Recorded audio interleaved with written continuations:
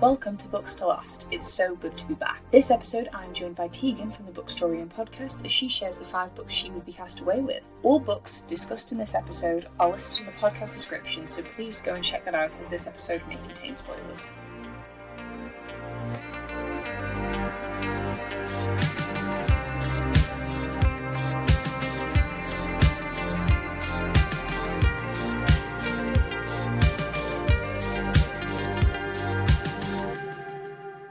Hello and welcome to Books to Last, the podcast that challenges readers to pick the only 5 books they can take with them when cast away to a mystery remote location.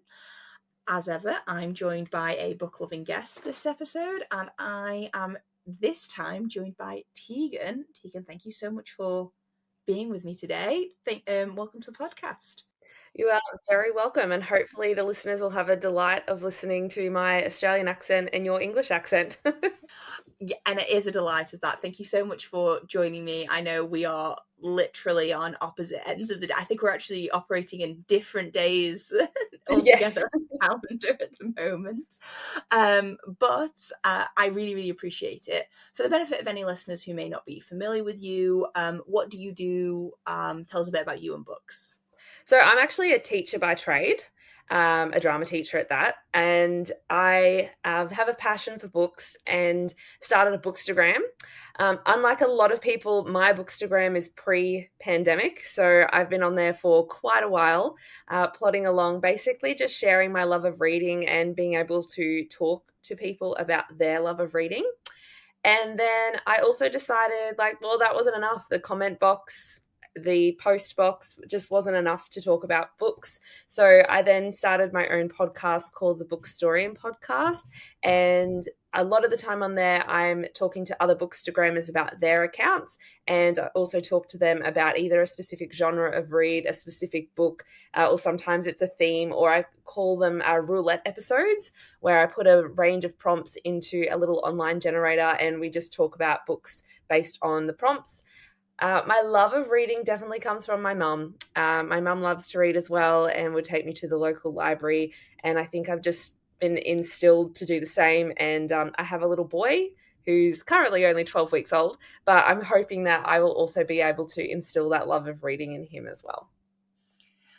Oh, that's so amazing. I had the exact same feeling when I had my son, and it's kind of because he's just over 1 now, and he's seen me sort of picking up and flicking through books since he was a newborn, and he's got his own sets of books, like board books, and he obviously can't read yet, but he's always drawn to books and he's always picking them up off the shelves and sitting there and pretending to flick through them, and it's absolutely adorable. It makes me so That's happy. Wonderful.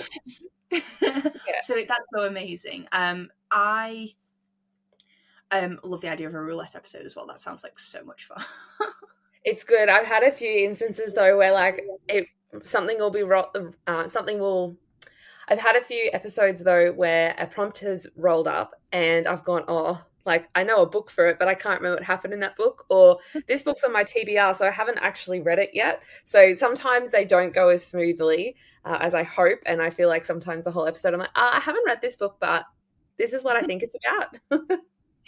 I honestly, that's how I feel like most of the time when I'm doing this podcast, because people talk about such amazing books and so many of them have been like on my TBR for, 5-10 years. I've wanted to read them since I knew what reading was, but I've never gotten around to it, and I'm constantly just like, okay, I really want to read this book, but you should tell me more about why I should read it. Yes.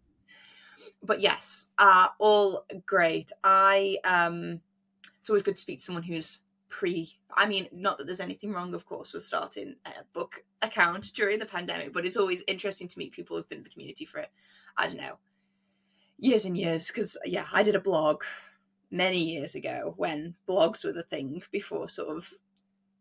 definitely before book podcasts were as popular as they are now. But I definitely prefer this because I get to talk to wonderful people like you about books in person and in real time. What was the last great book that you read recently? I can completely understand if there hasn't been one for a while. I have got one. It is called The Bookbinder of Jericho, and it is by Pip Williams. She's an Australian author. However, the book is actually set in England. So it essentially follows the story of And I've already done it. Can't remember the character's name. I do this all the time. But it follows the story of a young woman who works in the bookbindery business, and she binds books. And she definitely has some high aspirations. Essentially, the book is just a beautifully told one. Pip Williams has a very lyrical way of transporting the reader back into the past. And I just loved like having a little peel or a little like look back into the book bindery business, because it's something we often don't think about, is how our books are actually made, or the history behind how our books are actually made.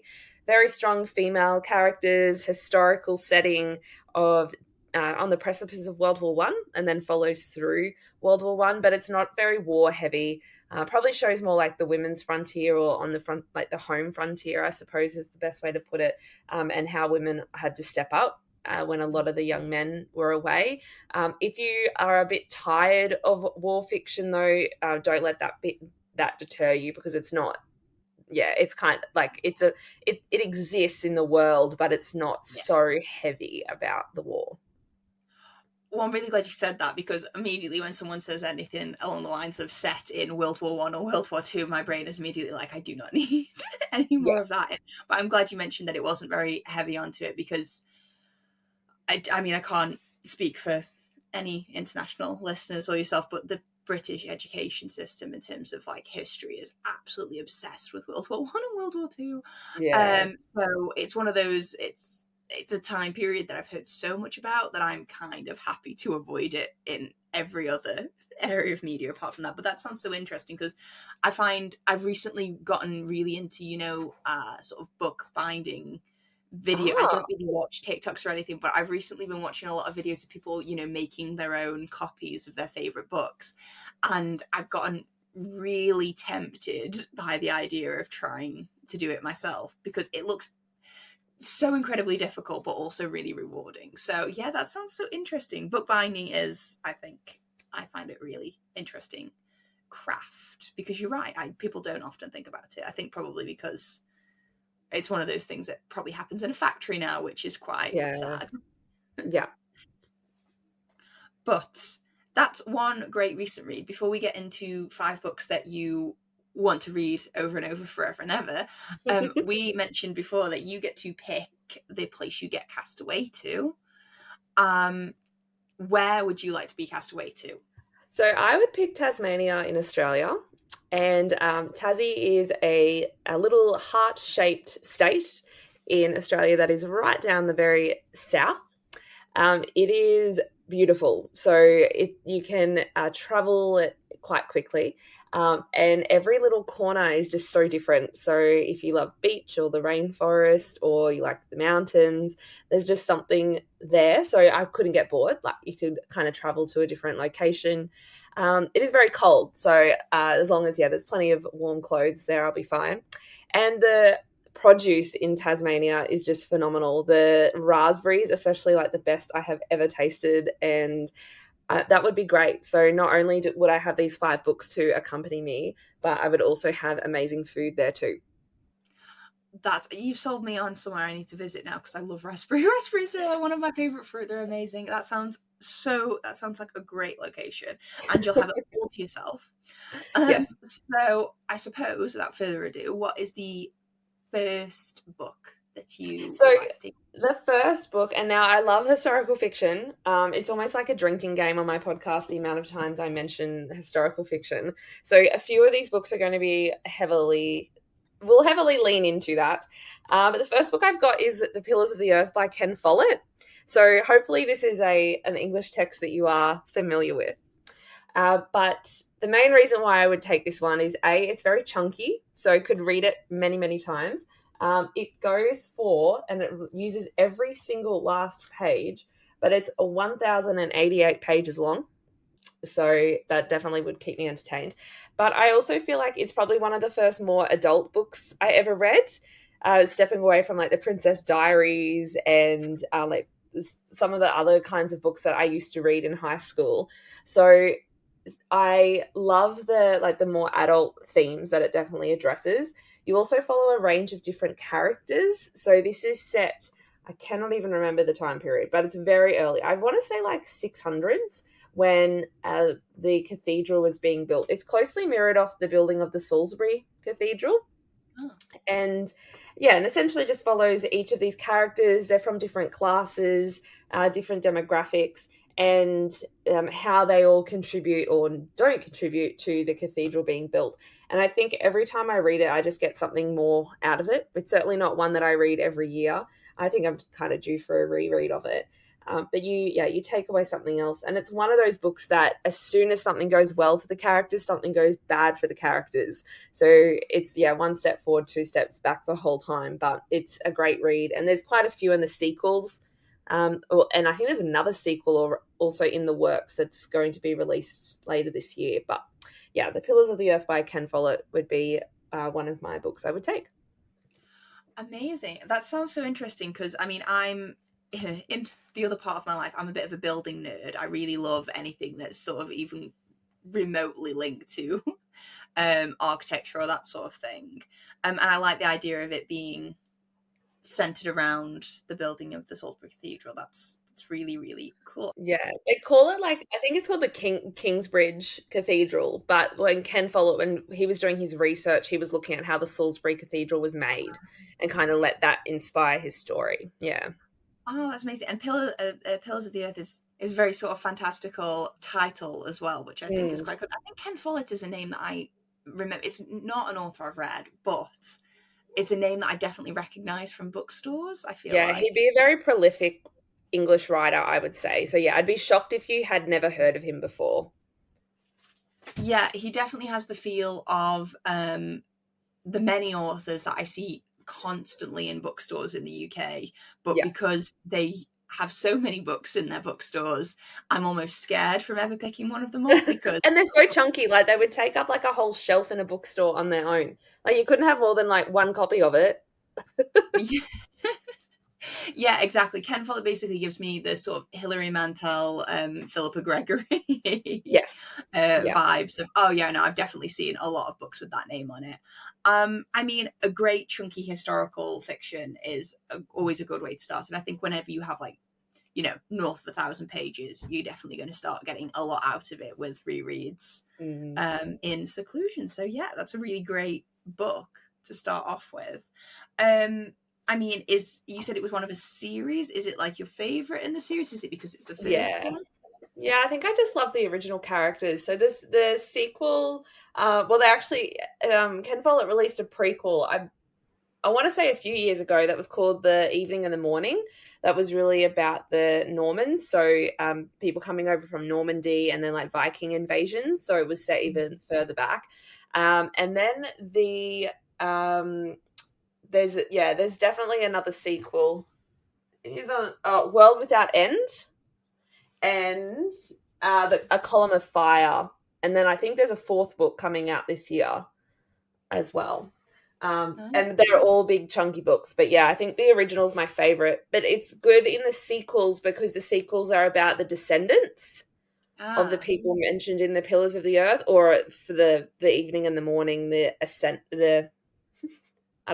ancestors of the people that are mentioned in the Pillars of the Earth. So, it's not necessarily the same characters every time, but it is the same location. So Kingsbridge is the township that is spoken about, or the main setting in the Pillars of the Earth, and you revisit Kingsbridge centuries later or centuries earlier.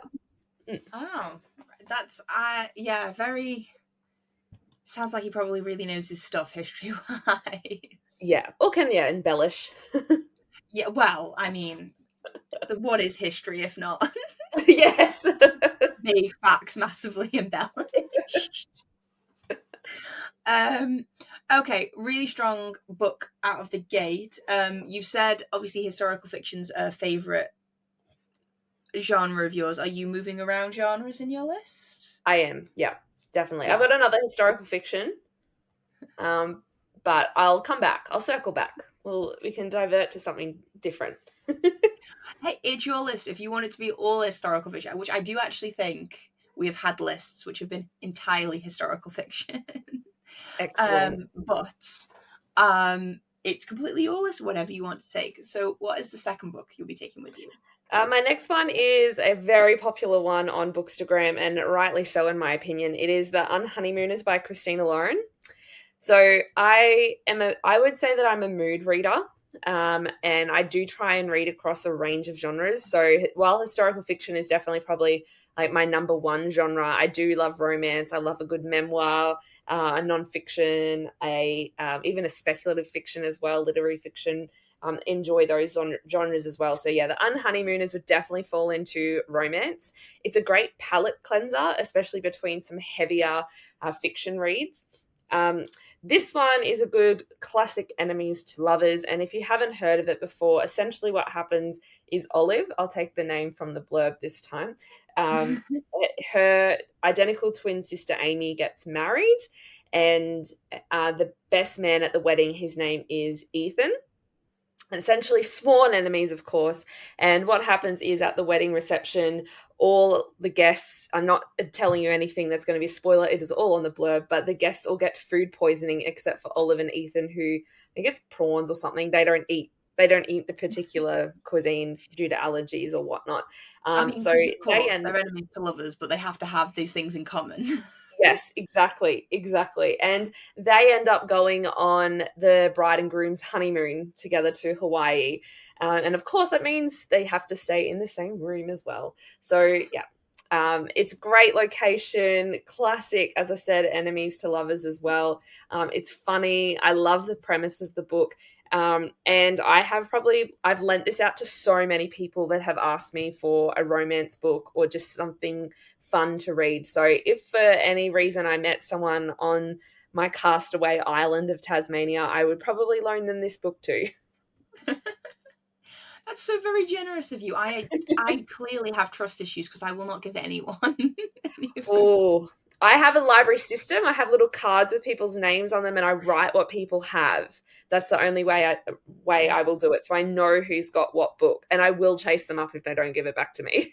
See, I think that's what I'd have to have some kind of system like that, because I think Mm. I've been burned before and had issues with loans before, to the point where now if I do loan a book, it's almost as if like it's the same as when you loan anyone a pen. I've almost written off that I'm ever going to get it back, and if I do, then it's quite. Yeah. I have had people buy me, like, replace my books because they've lost them. Or like either they've moved or not realized it's my book and they've passed it on to someone else. And yeah, so I have had friends buy me new copies of books because they've lost them. So, but I've started annotating in a lot of my books now, so I'd kind of be a little bit more devastated if one of those went missing. Yeah, you've definitely got very kind, considerate friends. I have like specific shelves that. I mean, not that my husband ever touches my books, but if he did, I kind of look. If he ever mentions that he wants to read anything in particular, I have to guide him to the bookshelf and say, "These are the ones you're not allowed to touch because these ones are not replaceable." Yeah. Anything that looks, mass produced and not annotated, you can touch. Yeah, fair enough. You have rules. They're your book. It's your library. You're the librarian. You can set the rules. Yes. Absolutely. But back to the Unhoneymooners. I mean, yes, enemies to lovers is probably one of my favorite tropes, instilled, from an initial read of Pride and Prejudice when I was 15, and basically like informed my opinion of all romance since. What I mean, I've heard, the Unhoneymooners, I've heard a great deal about on Bookstagram and that sort of thing. Yeah. Have you read many of the author's other books, or yes. is this? Yeah. So I've also read The Soulmate Experiment, and Inner Holidays, and Something Wilder. And Something Wilder is also really good. I quite liked that one. It was a romance, but it also kind of turned into a bit of a thriller as well. Yeah, so I quite liked that. And the setting, like a bunch of people go, like, essentially camping. They go through one of the trails in America. And yeah, there's some twists and turns and definitely like a romance story embedded within. But I quite like their writing. And they do have another book coming out very, very soon. And I cannot for the life of me think of what it's called, but I'm interested in reading it as well. Well, with you saying it's a honeymoon sort of setting in Hawaii, did you say? Yeah. Yeah, it sounds like a really good beach read. Like, it would be sort of, a good one to take on holiday, which it may, I'm always looking for, I say I'm always looking for like a holiday. I have like a list of books that I go, oh yeah, no, those would be really nice to read whilst on holiday, you know, on a beach or next to a pool. And then I end up reading some like ridiculous fantasy novel or something that doesn't have any vibes of the beach or holiday whatsoever because I'm a mood reader. Yeah, I understand.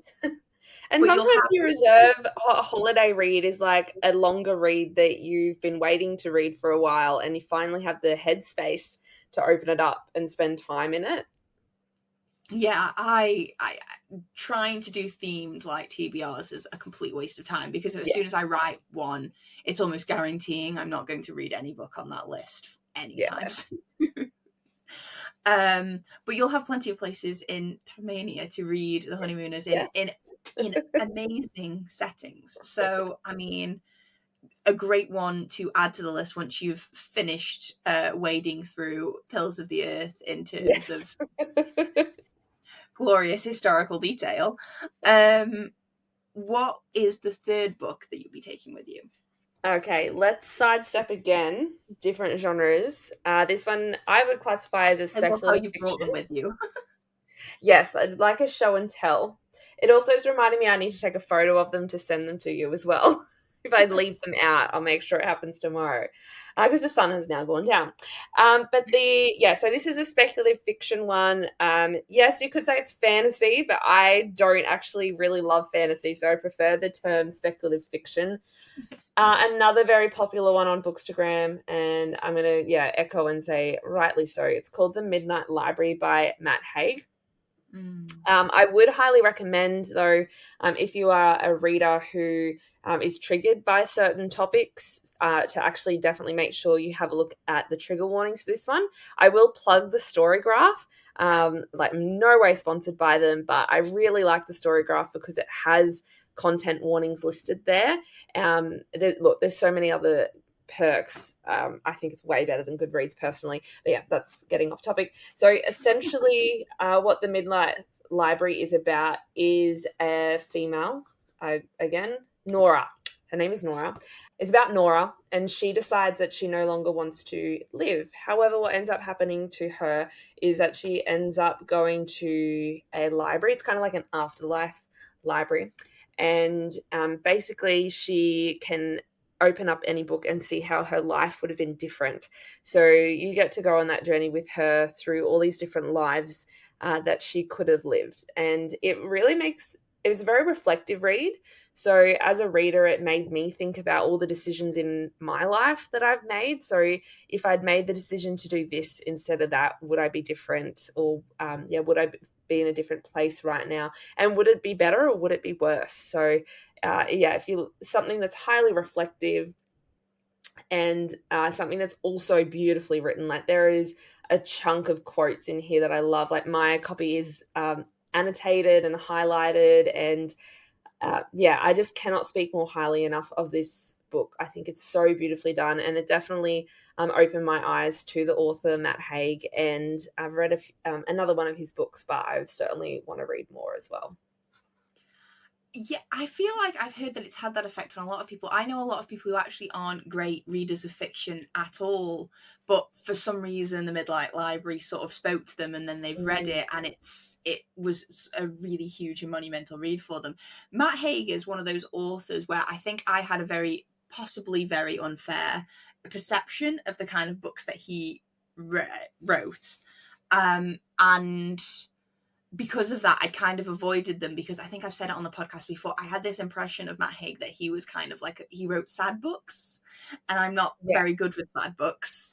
But I've heard a lot of recommendations of his books that aren't necessarily in that area. But I like the idea of the Midnight Library being a very reflective read, because completely different sort of vibe and genre, but Maybe in Another Life by Taylor Jenkins Reid is one of the only books of hers that I've read. But I remember having a similar, probably far less poignant experience with that, where, you know, you sort of reflect on your own life and how things would be different and that sort of thing. And I think I think it's really interesting, and it's nice to have books that make you think like that. But yes, like you say, probably one to read trigger warnings and Yeah. content. I will also add, if people like an audiobook, so I do tend to listen to a lot of non-fiction via audio, but this one, I actually started listening to it as an audiobook and then ended up buying the physical book as well. But the narration of it is just so beautifully done. It is a fairly well-known actress, actually, who does narrate it. I'm feeling terrible that all the names have fallen out of my head. Honestly, don't but worry yeah, about beautifully it. done. How to Stop Time is the other book of his that I've read, and would highly recommend. And it has similar vibes to like The Invisible Life of Addie LaRue as well. Like quite a lot of people also really like that book. So if you're listening and you've read that and you want something that has some similar tones to it, then yeah, definitely check out The Midnight Library. It's interesting you say about the audiobook being really good, because I am similar to you. I tend to keep my non-fiction listening tends to be more audio, or at least my audio books are usually lean more towards non-fiction. And I usually prefer to read fiction as sort of physical books or on my Kindle. But recently I've gotten into some of the fiction narration, because I mean, when I had my son, it was one of those things that just like, sometimes I just don't have hands free to hold a book. So an audiobook is quite nice to be able to carry on, I suppose, getting the story and stuff. But the narration does make a huge difference. So having a good one for the Midnight Library is probably a really great perk. I also think you can be forgiven for forgetting main characters' names, because I think with especially when it's like POV narration, even if it's not first person, it's the name that you will hear the absolute least in the entire book. That's a really good point.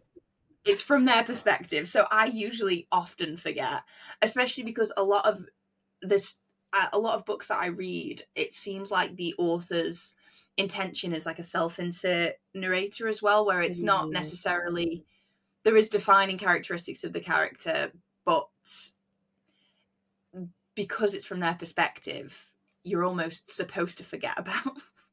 If you're the same as me too, and you read so many books, and like I finished a romantic comedy by Curtis Stittenfeld this morning, and then I'm immediately like, all right, what am I reading next? Like I'm straight onto thinking about my next book. So yeah, even if you ask me tomorrow what the lead character's name is in that, it'd be gone by then, because I've moved on to the next book. So yeah, absolutely. I have that, especially with like a lot of the fantasy books, because a lot of the names are made up. I mean, I know all names are made up, but because a lot of the names are completely made up, I constantly have, especially with like young protagonists, I'm like, that the small one. It's like I don't remember their name. I could probably describe them pretty well to people, like in terms of what they do and their powers and that sort of thing, but in terms of their first name, I'm like, could be anything really. Well, Midnight Library, definitely moving around in the genres. What is the fourth book you'll be taking with you? The next book, I'm going to circle back to historical fiction, and it is 1,000 Ships by Natalie Haynes. So this is the Trojan War, or the aftermath, I should say, of the Trojan War as told through women. And what I particularly love about this book is a range of perspectives. I know some people really turn their noses up at having a range of perspectives. I love reading like that. It's kind of like when you go to a restaurant and you share food with other people, and like you get like almost like a banquet, and you get to like a little taste test of everything. I love eating like that. I love reading like that. You get a little taste test of all the characters and their feelings. So this one essentially is, it's the Trojan women. Told the aftermath of the Trojan War, but through the eyes of women. So people like Penelope, so the wife of Odysseus, she's hanging around waiting for him to come home. We've also got characters like Cassandra, Clytemnestra, so Agamemnon's wife. Again, same thing, waiting around for him to come home. There's also sections there that are from the Muses as well, and just a whole range of other women. I think I love it for 2 points. Mainly, it is so well written. Natalie Haynes has a very beautiful way of writing. And she is also in her own right a historian too. So she's a comedian.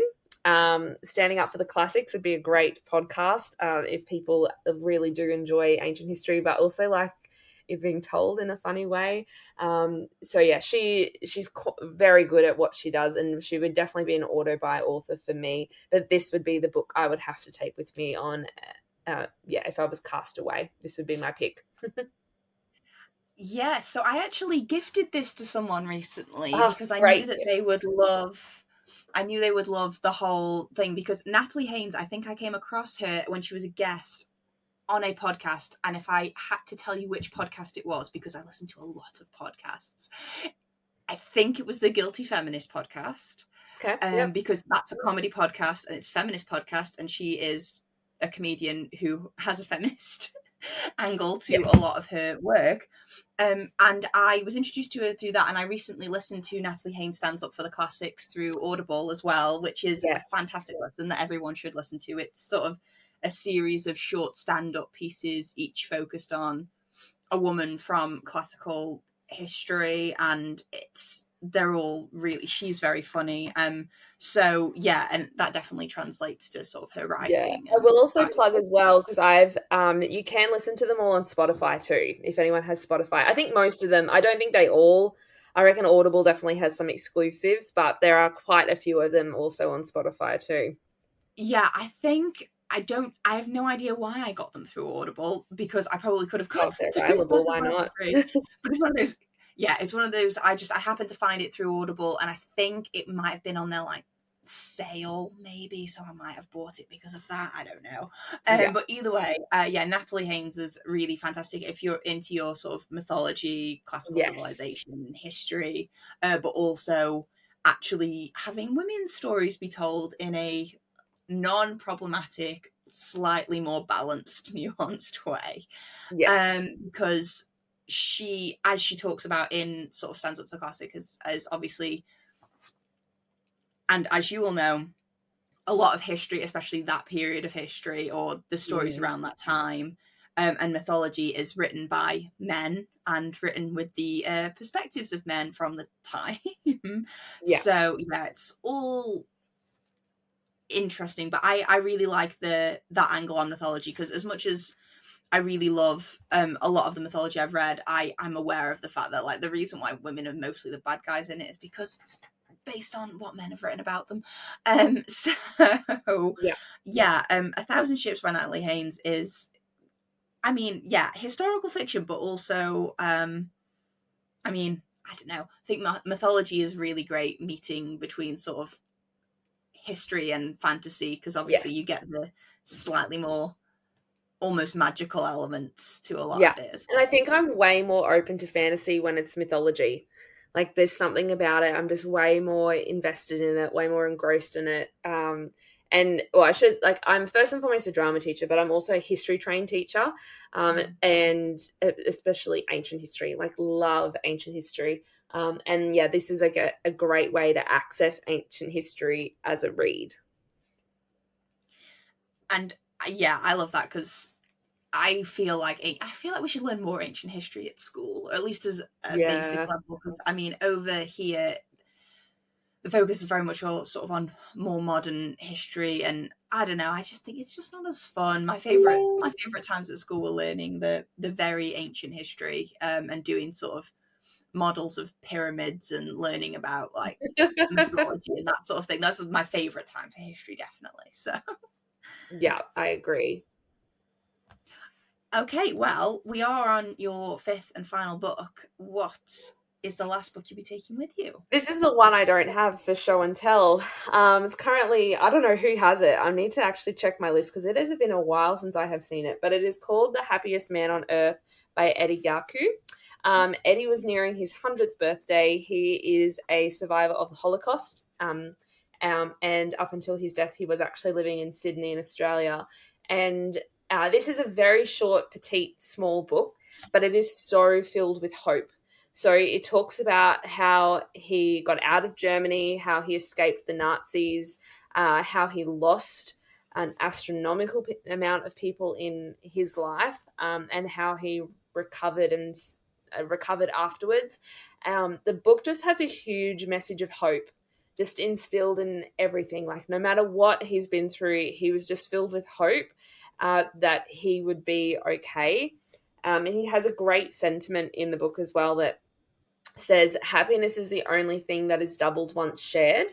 And I think it's a really beautiful way to live, is to spread that happiness, because it is, it's shared. Whereas, if you're spreading hate, it's not necessarily doubled. It could very well be tripled or quadrupled, knowing what we know in the modern world, especially what the world has gone through and how quickly hate can be spread in a negative way. But I just love how cylindrical each of the chapters are. Like, he might start a chapter with saying how, you should hug your mum. And then he gets to the end of the chapter and you hear about how he actually lost his mum, and he reminds you again, he's like, so therefore, like, hug your mum. Like, it's just, amazingly done. I did also listen to this one as an audiobook first. He narrates it as well. So it's kind of like you're having this conversation with him and he's sharing his story with you. And then I had to go and buy the copy of the book as well and just like highlight furiously all his words of wisdom. So you can also buy this as a few different versions. So they recently released a new version after he died that is also like a I can't remember what the term is. It's kind of like a in memorandum book. And it's filled with pictures. Essentially it's a new edition filled with pictures, and there is also a children's picture book version. I haven't seen the picture book version of it, so I'm sure there's certain things that it will focus on that obviously Eddie's adult book does, but there's a few different, it's out there in a few different iterations, but I'd want to take my annotated copy with me. That sounds like, that's not a book that I've heard of, but that sounds really wonderful. And I think it just goes to show, I mean, especially with nonfiction, sort of memoir type books, I think having the power to be able to sort of share the story in the author's own voice is really, really powerful. And the fact that hope is the sort of prevailing message from that is also like a huge victory in many, many senses. So a fun fact is my first ever podcast episode is actually about that book as well. So I interview another bookstagrammer who also loves the book. It's still, looking back at the statistics of my podcast, it's still one of the most popular episodes that people have listened to, is that one. So I think it speaks volumes of the book. That's wonderful. Well, I mean, it's a really nice book to sort of close out the list on. You've got, I mean, a huge range there, so lots to keep you interested and also thinking. Lots of thinky books, as I refer to them. Did you have any books that very nearly made your list? Yes, and in theme with historical fiction and thinky books, I have to mention The Book Thief by Markus Zusak. Hopefully another one you've read of, but yes, very World War II fiction. And I think what I love about this book is the way it's told through the eyes of death, and that it explores the lives of children, especially during such a awful time in history. And I think the movie also deserves an honourable mention. I quite like the movie adaptation too. It's another one that I've obviously heard so much about, because there are books like that where it's so in the public consciousness that even people who aren't readers have either read it or heard a great deal about it. But well worth a mention, I should think. You never know. I am also very attached to my copy, as I bought it in Berlin as well and read it when I was traveling through Germany back like well over 10 years ago now.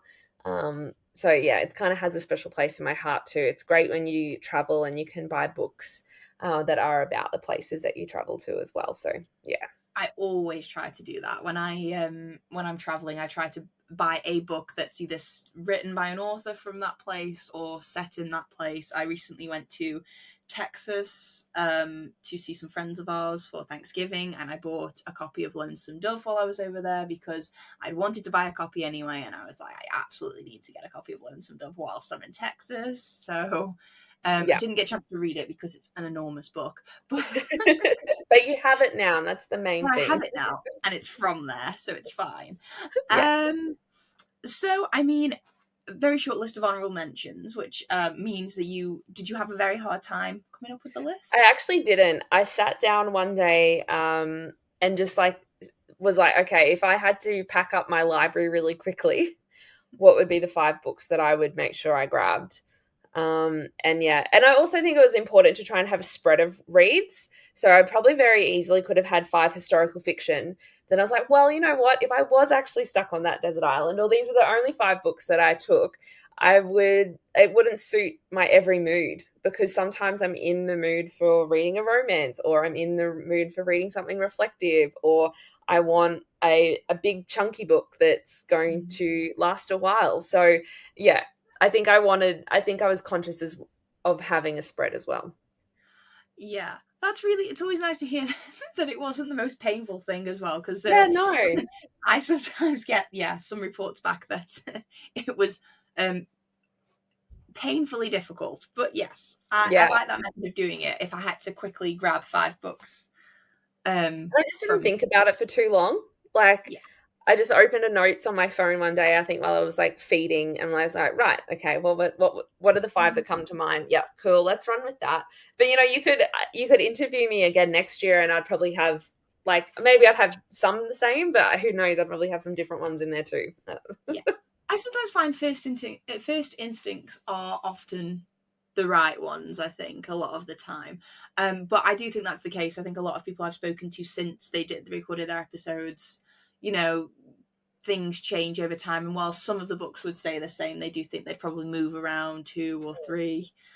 So it's always interesting to see how it would change over time. I'm in the same boat as you, though. As a mood reader, the idea of being limited to 5 books is kind of terrifying, because I read across genres. I'm so glad I don't have to do this list.